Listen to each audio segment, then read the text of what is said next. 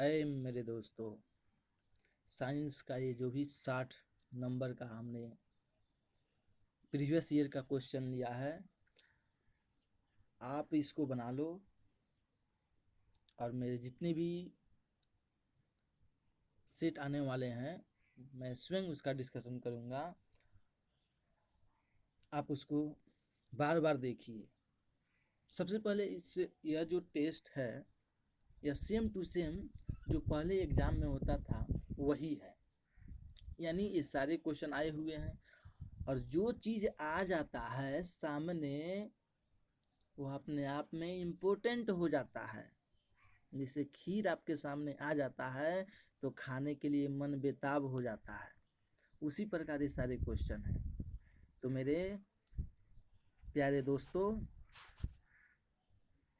इन सारे क्वेश्चन को आप या जब टेस्ट मेरे साथ आप मार रहे हैं तो एक कॉपी और कलम साथ में लेके बैठिए, क्वेश्चन को ध्यान से देखिए और हम डिस्कशन करेंगे तो इससे आपको बहुत कुछ सीखने को मिलेगा। उसे आप कॉपी में उतारने का प्रयास कीजिए। यहाँ पर निर्देश दिया हुआ है, आप निर्देश देख लीजिए कि 1 अंक वाले प्रश्नों के उत्तर एक शब्द या एक वाक्य में दें और 2 अंक वाले प्रश्नों के उत्तर 50 शब्दों में, 3 अंक वाले प्रश्नों के उत्तर 75 और 5 अंक वाले प्रश्नों का जवाब 150 शब्द में देना है। यदि आप इससे ज़्यादा देते हैं तो थोड़ा मोड़ा ज़्यादा देंगे तो चलेगा, ज़्यादा बहुत ज़्यादा दे देंगे तो क्वेश्चन तो मार्क्स कट जाएंगे। हम बिना देर किए क्वेश्चन को प्रारंभ करते हैं। पहला क्वेश्चन है, वास्तविक प्रतिबिंब क्या है? वास्तविक प्रतिबिंब क्या है? तो वास्तविक प्रतिबिंब क्या है? तो प्रकाश की किरणें परावर्तन या अपवर्तन के उपरांत जिस बिंदु पर काटती है, वास्तव में काटती है, वही वास्तविक इमेज है। प्रश्न है 2, इंद्रधनुष किस प्रकार का वर्णपट है? इंद्रधनुष किस प्रकार का वर्णपट है? तो इंद्रधनुष प्राकृतिक क्या है? तो प्राकृतिक वर्णपट है। उसको किसी ने बनाया नहीं है, वो अपने आप बन जाता है। और तीसरा है कि एमीटर को विद्युत परिपथ में किस प्रकार जोड़ा जाता है? बहुत ही मज़ेदार क्वेश्चन है और बार बार रिपीट होता है क्वेश्चन। तो एमीटर को श्रेणी क्रम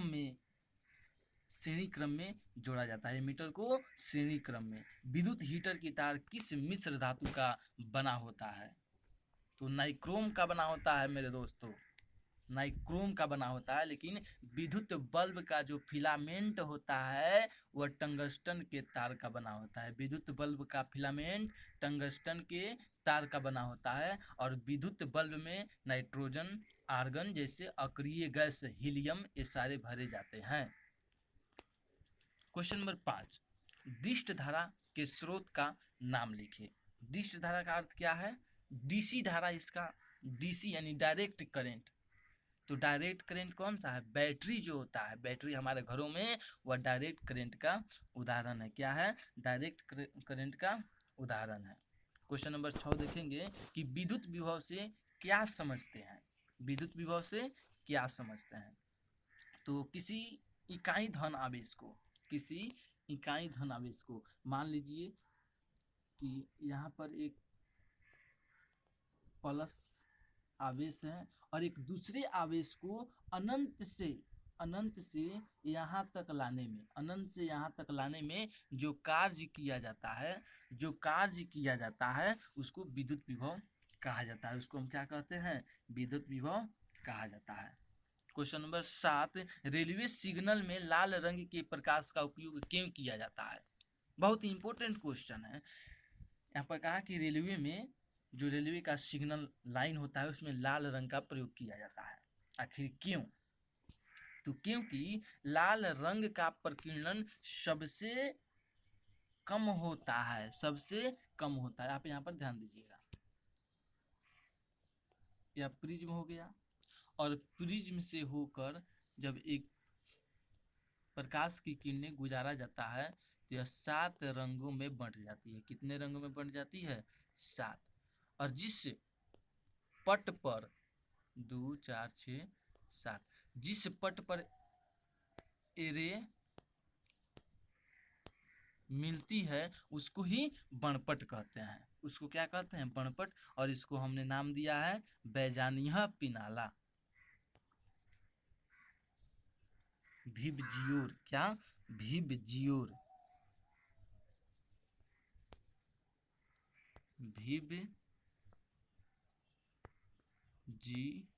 भिबजी और इसका हमने नाम क्या दिया? भिबजियोर। भिबजियोर हमने इसका नाम दिया है, यानी बैजानिया पिनाला, बैजानिया पिनाला, बैजानिया पिनाला। तो हमने यहाँ पर क्या देखा? हमने देखा कि यहाँ पर सबसे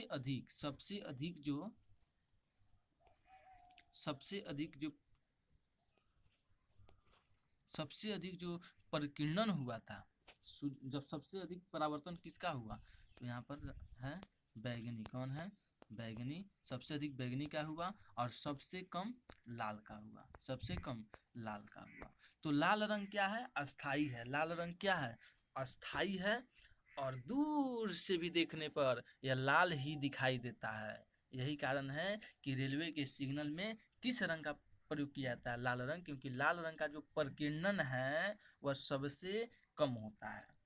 दूसरी बात यदि हम देखें तो जिसका सबसे कम प्रकीर्णन होता है उसका सबसे कम आवृत्ति होता है। तो लाल रंग का प्रकीर्णन सबसे कम होता है, अतः लाल रंग का आवृत्ति सबसे कम होगा।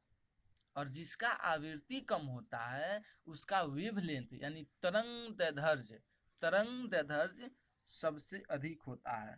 तो लाल रंग का तरंग दैर्ध्य क्या होगा? सबसे अधिक होगा। लाल रंग का तरंग दैर्ध्य सबसे अधिक होगा। चूंकि बैगनी रंग का प्रकीर्णन है वह सबसे अधिक होता है, तो जिसका प्रकीर्णन सबसे अधिक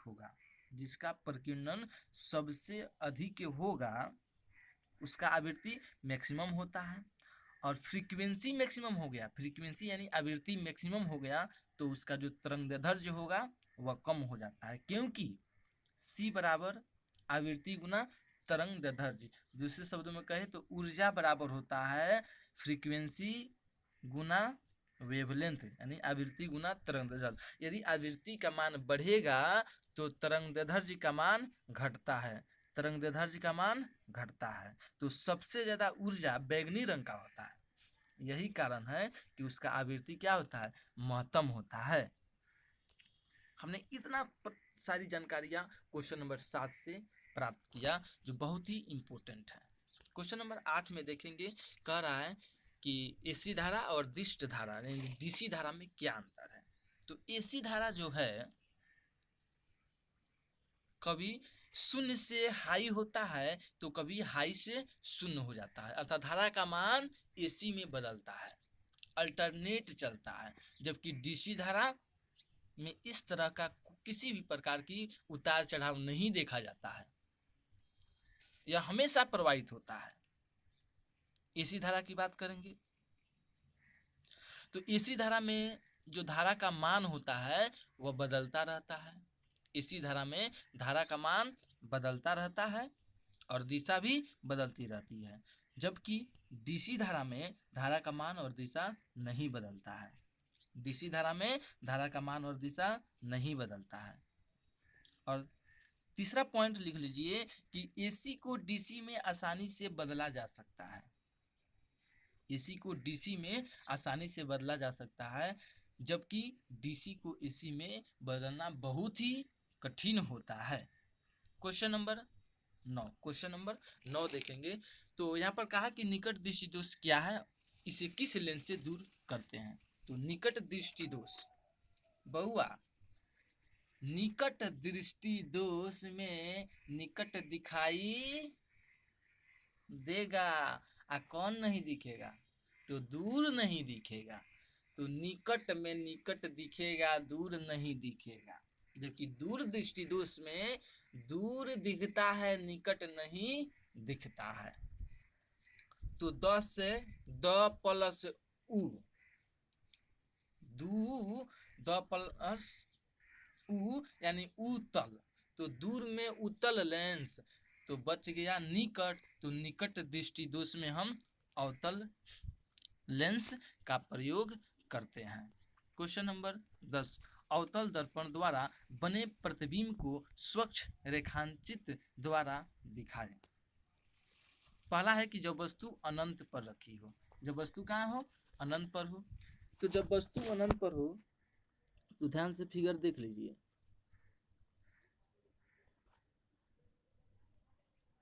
यह हो गया दर्पण और वस्तु कहाँ है, अनंत पर है। सबसे पहले हम, यह क्या है, तो यह F है और यह क्या है, यह C है। जब वस्तु अनंत से चलती है तो एक रे कहाँ से गुजरेगी,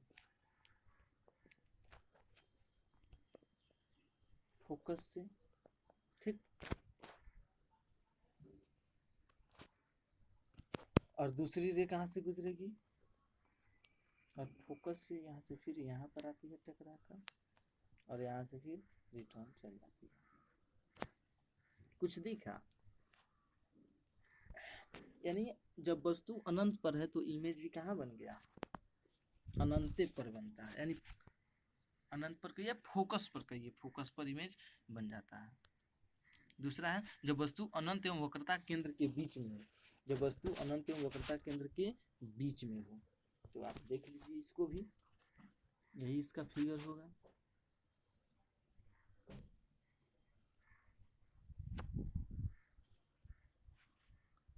यह हमारा F है और यह हमारा C है, और वस्तु कहाँ है, अनंत एवं वक्रता केंद्र के बीच में, यानी यहाँ पर वस्तु है,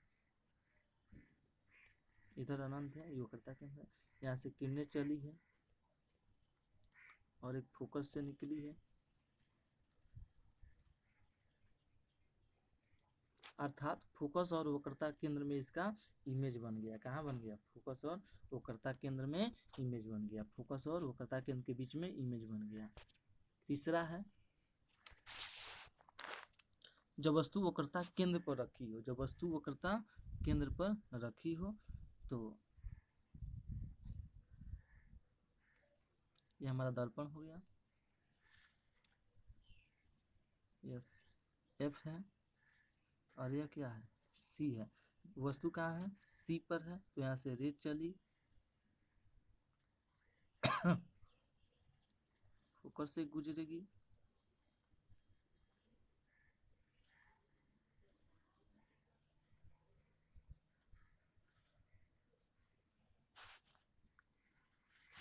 ठीक। इसका जो इमेज है कहाँ बन गया, वक्रता केंद्र पर ही बन गया, वक्रता केंद्र पर ही इसका इमेज बन गया। क्वेश्चन नंबर 11 हम देखेंगे। क्वेश्चन नंबर 11 कह रहा है कि रासायनिक समीकरण को किस नियम से पूरा करने के लिए संतुलित किया जाता है। तो इसका आंसर है द्रव्यमान संरक्षण के नियम। किस नियम से, द्रव्यमान संरक्षण के नियम। और मैं आपको बता दूं कि न्यूटन साहब का जो तीसरा नियम है वह और रॉकेट का ऊपर उड़ना, इस जो दोनों हैं इस संवेग संरक्षण के सिद्धांत पर कार्य करते हैं। Plaster of Paris, plaster of Paris का रासायनिक नाम यहाँ पर पूछा है, बहुत ही अच्छा क्वेश्चन है। Plaster of Paris, plaster of Paris का क्या पूछा है, तो रासायनिक नाम यहाँ पर पूछा है। तो प्लास्टर ऑफ पेरिस का रासायनिक नाम क्या होता है, CaSO4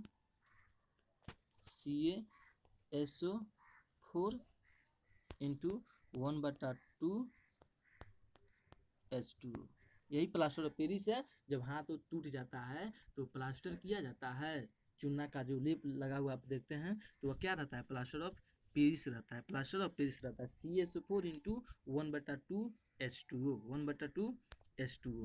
लोहे को जिंक से लेपित करने की प्रक्रिया को क्या कहते हैं, तो गैल्वेनीकरण कहा जाता है। क्या कहते हैं, गैल्वेनीकरण। लोहे को जिंक से उसको पोत देते हैं तो गैल्वेनीकरण यह प्रक्रिया कहलाता है। कार्बन के बाहरी कोश में कितने इलेक्ट्रॉन होते हैं, तो यह रहा कार्बन, यह क्या है, कार्बन है। तो कार्बन का इलेक्ट्रॉनिक विन्यास 4 होता है, यानी 4 गो इसमें रहता है। कितना रहता है, 4 गो। इसको इस तरह सूचित किया था, यहाँ पर हाइड्रोजन आएगा, यहाँ पर आएगा, यहाँ पर आएगा, यहाँ पर आएगा। सोडियम का परमाणु क्रमांक क्या है? सोडियम Na, सोडियम Na 11 पर है। सोडियम Na, इसका परमाणु क्रमांक कितना है? 11 है। कितना है? 11 है। और ऑक्सीकारक क्या है? बहुत ही अच्छा क्वेश्चन है ऑक्सीकारक। क्वेश्चन नंबर 16 बहुत ही अच्छा है। तो ऑक्सीकारक बहुत बार एग्जाम में पूछा हुआ है। ऑक्सीकारक क्या है? तो ऑक्सीकारक ऑक्सीजन प्रदान करने वाले पदार्थ को ऑक्सीकारक कहते हैं। ऑक्सीकारक कहते हैं जो ऑक्सीजन को प्रदान करता है।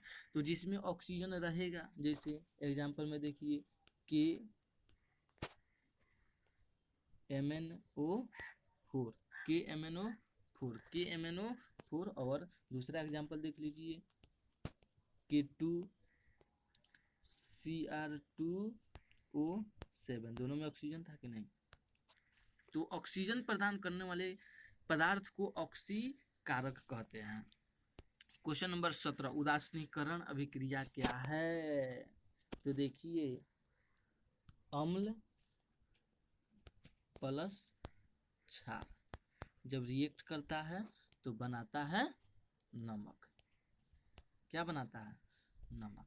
और यही जो प्रक्रिया है उदासीनीकरण कहलाता है। अम्ल प्लस क्षार मिलकर लवण प्लस जल का निर्माण करते हैं। लवण प्लस जल बनाते हैं, इसे उदासीनीकरण अभिक्रिया कहते हैं। एग्जाम्पल देख लीजिए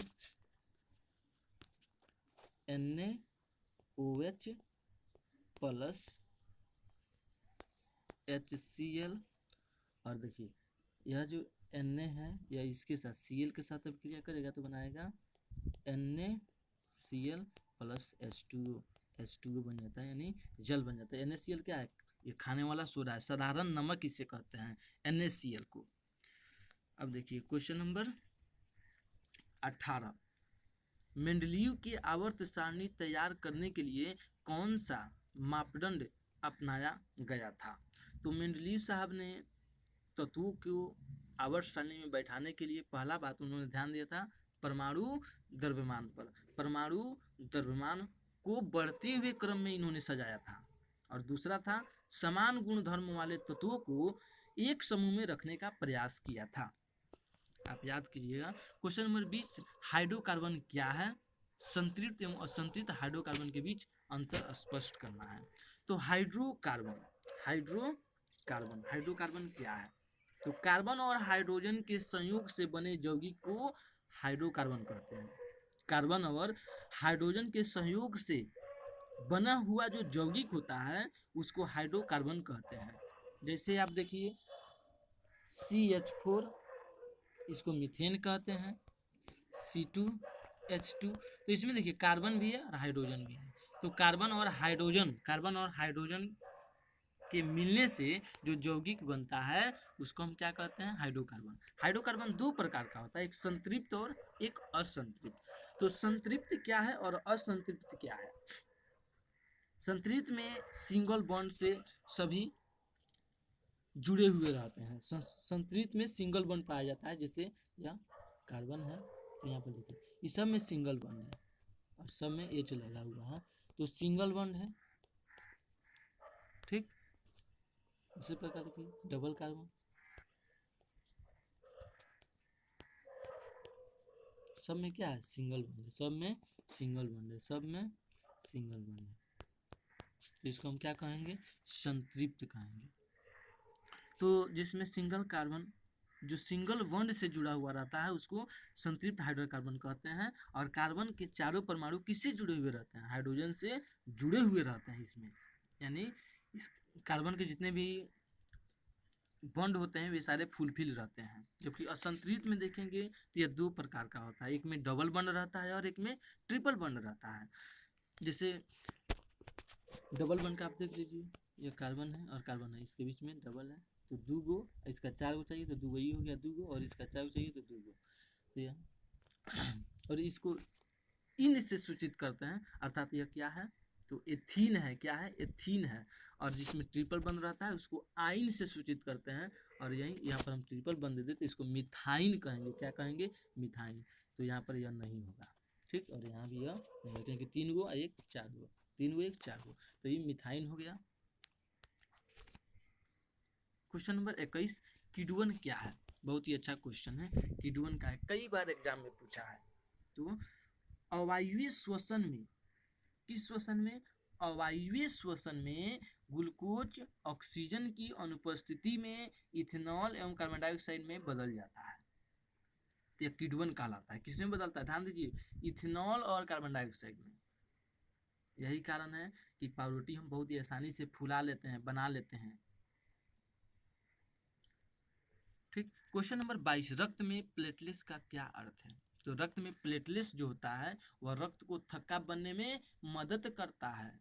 प्लेटलेट्स रक्त में थक्का बनने में मदद करता है। दूसरी बात, पोटेशियम की यह भी रक्त को थक्का बनने में मदद करता है। क्वेश्चन नंबर 23, पारिस्थितिकी तंत्र के 2 घटक के नाम बताइए। तो पारिस्थितिकी तंत्र के कितने घटक? 2 घटक है। पहला है जैव घटक और दूसरा है अजैव घटक। क्वेश्चन नंबर 24, हाइड्रा में जनन किस विधि के द्वारा होता है? तो हाइड्रा में जनन मुकुलन विधि से होता है। मुकुलन का देखिए, जैसे आप किसी पौधे को काट कर फेंक देते हैं, वह पौधा जम जाता है, तो वह क्या है? मुकुलन हो जाता है उसका। तो हाइड्रा में जनन किस विधि से होता है? मुकुलन विधि से होता है। क्वेश्चन नंबर 25, फल पकाने वाले हार्मोन का नाम बताएं। तो फल पकाने वाले जो हार्मोन है, क्वेश्चन नंबर 25, फल पकाने वाले हार्मोन का नाम बताइए। तो फल कौन पकाता है? एथिलीन पकाता है। एथिलीन कई बार एग्जाम में पूछा है। अब यही आपको ऑब्जेक्टिव में 4 ऑप्शन में दे देगा तो नहीं बनेगा। तो बहुआ, फल पकाने वाले हार्मोन को क्या कहा गया? एथिलीन कहा गया। क्वेश्चन नंबर 26 देखते हैं, ओजोन क्या है और इसके नष्ट होने में हमें क्या नुकसान है? ओजोन, ऑक्सीजन के 3 परमाणु मिलकर ओजोन का निर्माण करते हैं, जिसको O3 कहते हैं। क्या कहते हैं? O3। यही तो ओजोन है, यही ओजोन है। तो ऑक्सीजन के 3 परमाणु से मिलकर ओजोन का निर्माण होता है। यह पाया जाता है समताप मंडल में। मंडल 5 प्रकार के हैं, तो यह दूसरा जो मंडल है समताप मंडल, उसी में पाया जाता है। O3 पृथ्वी का, इसको रक्षा कवच कहा जाता है। ओजोन को पृथ्वी का रक्षा कवच कहा जाता है, क्योंकि सूर्य से आने वाली पराबैंगनी किरणों को यह ऑब्जर्व करता है और पृथ्वी पर आने से रोकता है। किंतु इसमें छिद्र हो गया, और छिद्र होने के कारण उत्तरी अटलांटिक ध्रुवीय क्षेत्रों में इसमें छिद्र हो गया, जिसके कारण सूर्य का प्रकाश अब डायरेक्ट पृथ्वी पर आने लगा। तो वहां के लोगों में त्वचा कैंसर जैसी बीमारी को देखा गया। वैज्ञानिकों ने पता लगाया कि आखिर यह O3 में छिद्र कैसे हुआ। तो उन्होंने कहा कि CFC क्लोरोफ्लोरोकार्बन इसके सबसे प्रमुख यौगिक है, जिसके कारण से गैस CFC क्लोरोफ्लोरोकार्बन, जिससे हमारा ओजोन जो था वह क्षरण होने लगा। ओजोन था वह क्षरण होने लगा। और O3 समताप मंडल पाया जाता है 15 से 50 किलोमीटर की ऊंचाई में। कैंसर जो बीमारी होता है इससे घातक, और कैंसर के इलाज में हम कोबाल्ट CO 60 का यूज करते हैं। तो कैंसर के इलाज में कोबाल्ट CO 60 का यूज हम करते हैं। क्वेश्चन नंबर 26 से हमने देख लिया। क्वेश्चन नंबर 27, श्वसन क्या है और इसकी प्रक्रिया को समीकरण से दर्शाएं। तो श्वसन वैसी क्रिया है जिसके द्वारा कोशिकाओं द्वारा ग्लूकोज के ऑक्सीकरण किया जाता है। ग्लूकोज द्वारा, या तो श्वसन एक ऐसी प्रक्रिया है जिसमें कोशिका ग्लूकोज का ऑक्सीकरण करते हैं और उसको विखंडित करते हैं। जैसे यह विखंडित होता है तो पर्याप्त मात्रा में ऊर्जा निकलता है। श्वसन एक वैसी प्रक्रिया है जिसके द्वारा कोशिकाओं द्वारा ग्लूकोज के ऑक्सीकरण का विखंडन होता है या ऊर्जा की प्राप्ति होती है, श्वसन कहलाता है। समीकरण देख लीजिए, समीकरण बहुत मेन है। तो C6 H12 O6, यहाँ पर एंजाइम रहेगा। एंजाइम की मदद से ये टूटेंगे, और टूटते हैं तो क्या बनाते हैं? 6 CO2 प्लस 6 H2O प्लस ऊर्जा प्लस ऊर्जा प्लस ऊर्जा प्लस ऊर्जा ATP में। कोई दिक्कत? क्वेश्चन नंबर 28, ग्लूकोज के ऑक्सीकरण से भिन्न जीवों में ऊर्जा प्राप्त करने के विभिन्न पथ क्या है? तो यह दोनों क्वेश्चन सेम है, आप देख लीजिएगा। अभी हमने देखा तो श्वसन क्या है, इसकी प्रक्रिया समीकरण द्वारा समझाना है। आपने देख लिया कि श्वसन ऐसी क्रिया है जिसके द्वारा कोशिकाओं द्वारा ग्लूकोज के ऑक्सीकरण का विखंडन से ऊर्जा प्राप्त होता है।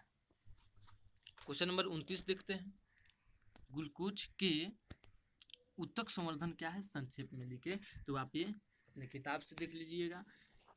हालांकि हम बोल देते हैं कि ऊतक संवर्धन में पौधे में ग्लूकोज के विखंडन के विभिन्न पथ कायिक प्रवर्धन की आधुनिक विधि है। इस तकनीक में स्वस्थ वंचित पौधे से ऊतक या एक छोटा टुकड़ा पृथक कर नए पौधे उगाए जाते हैं।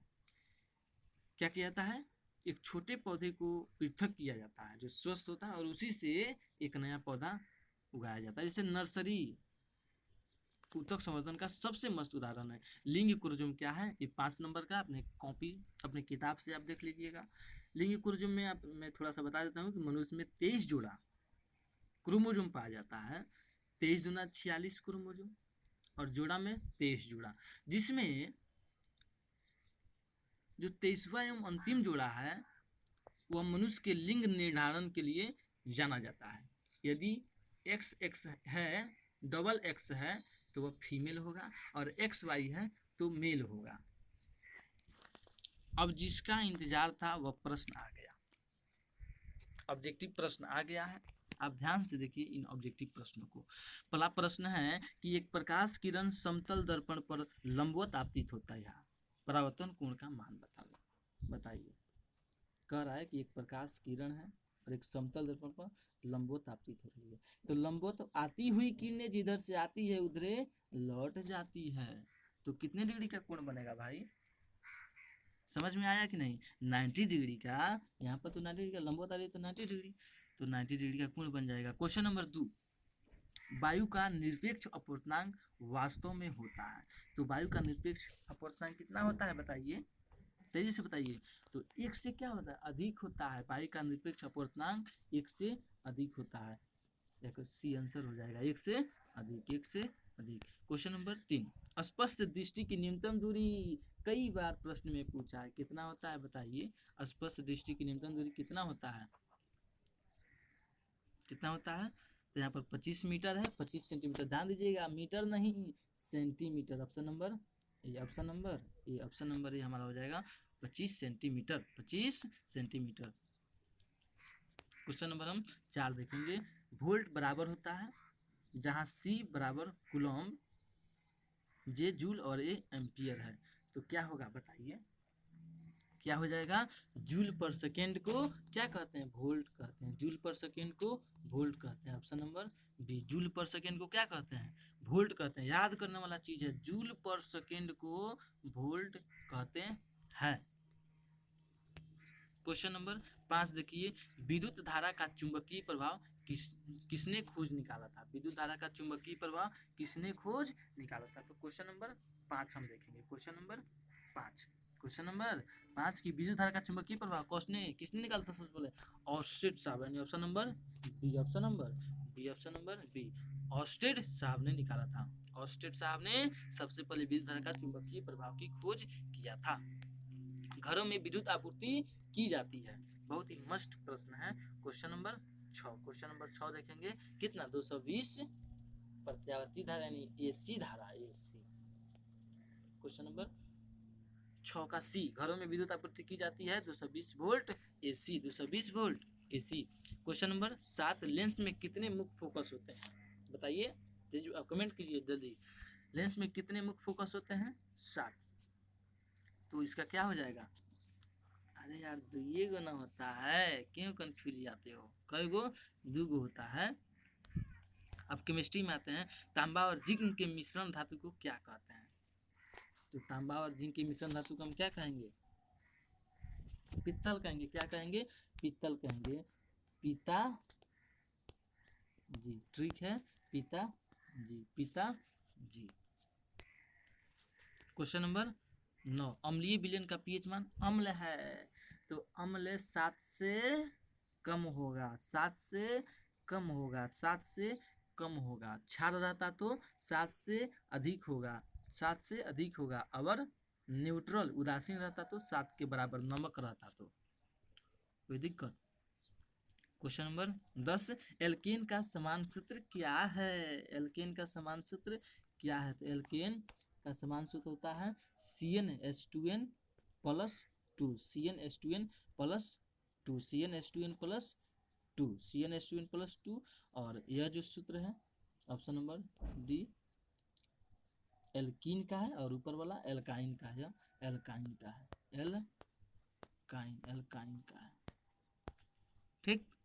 क्वेश्चन नंबर हम 11 देखेंगे, कौन शून्य वर्ग का तत्व है? शून्य वर्ग का तत्व बताइए तेजी में। यानी सबसे अंतिम 18वें वर्ग, 18वें वर्ग को शून्य वर्ग कहा गया, 18वें वर्ग को शून्य वर्ग कहा गया, 18वें को शून्य वर्ग कहा गया। तो उसमें कौन कौन से हैं?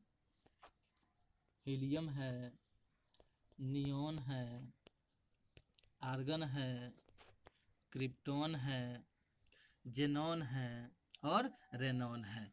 जेनॉन है और रेनॉन है। इन सब में सबसे अधिक आर्गन हमारे वायुमंडल में पाया जाता है और रेडॉन नहीं पाया जाता है वायुमंडल में, रेडॉन नहीं पाया जाता है वायुमंडल में।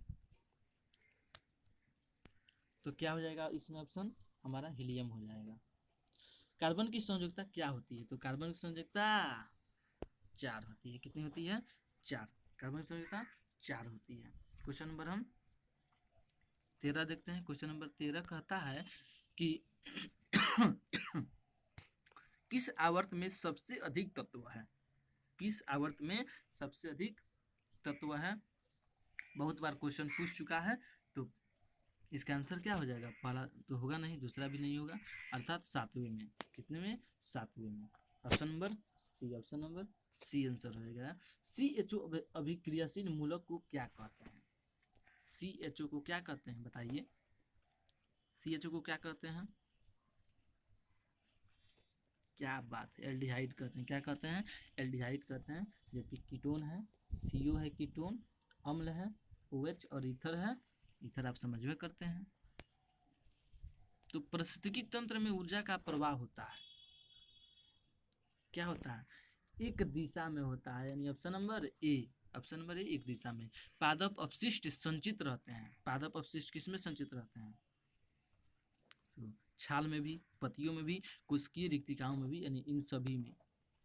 विकासीय दृष्टिकोण से हमारी किससे अधिक समानता है? किससे? क्या चीन के विद्यार्थी से? नहीं। मकड़ी से तो नहीं, जीवाणु से नहीं, चिंपैंजी। चिंपैंजी हम ही लोगों के गुरुजी थे। शुद्ध या ऑक्सीजन रक्त को हृदय से शरीर के विभिन्न भागों में ले जाने वाली रक्त वाहिनियां कहलाती है। क्या कहलाती है? तो धमनियां कहलाती है। शुद्ध जो रक्त होता है उसको विभिन्न भागों में, हम हृदय से विभिन्न भागों में कौन ले जाता है? धमनियां ले जाता है। और शुद्ध रक्त को लाता है सीरा। नर युग्मन तथा मादा युग्मन के संयोग से बनता है। क्या बनता है? जाइगोट बनता है। क्या बनता है? जाइगोट, यानी ऑप्शन नंबर ए, जाइगोट बनता है। जाइगोट नर युग्मन तथा मादा युग्मन के संयोग से जाइगोट बनता है। क्वेश्चन नंबर 20, मनुष्य में सांस लेने और छोड़ने की क्रिया को क्या कहते हैं? तो क्या कहते हैं? ऑप्शन बी, श्वासोच्छ्वास, श्वासोच्छ्वास। तोड़ डालो उस आसमां के बैरियर को जो आपके रास्ते में बाधा बने। अपने दिल में उस फूल को सजा कर रखे जो आपकी तमन्ना को पूरा करेगा। यही हमारी दुआ है। वीडियो अच्छा लगे तो आप शेयर कीजिए, इसका उपयोग कीजिए, एक बार नहीं बार बार देखिए। और वीडियो यदि तेज हो जा रहा है तो उसको रोक रोक कर देखिए और समझने का प्रयास कीजिए, क्योंकि इतना मस्त जो टॉपिक है फिर आने वाला नहीं है आपके एग्जाम के लिए। ये सारे क्वेश्चन प्रिंटेड है, छप चुका है, आपको इस बात को मानना होगा। नहीं तो वही होगा जो अन बच्चे एग्जामिनेशन हॉल में से जब आते हैं तो पछताते हैं और कहते ओह शायद हम आर राठौड़ सर का वीडियो देख लिए होते। ठीक है, तो आप समझदार हैं, आप इस बात को मानिए और इन सारे क्वेश्चनों को एक बार दो बार रिवीजन कीजिए। ये राम बाण साबित होंगे। जिस प्रकार लक्ष्मण को जब बाण लगता है, शक्ति बाण, तो क्या आता है? संजीवनी आता है। हनुमान जी लेकर आते हैं, वही उसी प्रकार हम लेकर आए हैं संजीवनी। आप इसको खाइए, पीजिए और तंदुरुस्त रहिए और एग्जाम में जाकर ब्रिलियंट बनिए, ब्रिलियंट टॉपर बनने का प्रयास कीजिए। Thank you. आप लाइक करें, शेयर करें।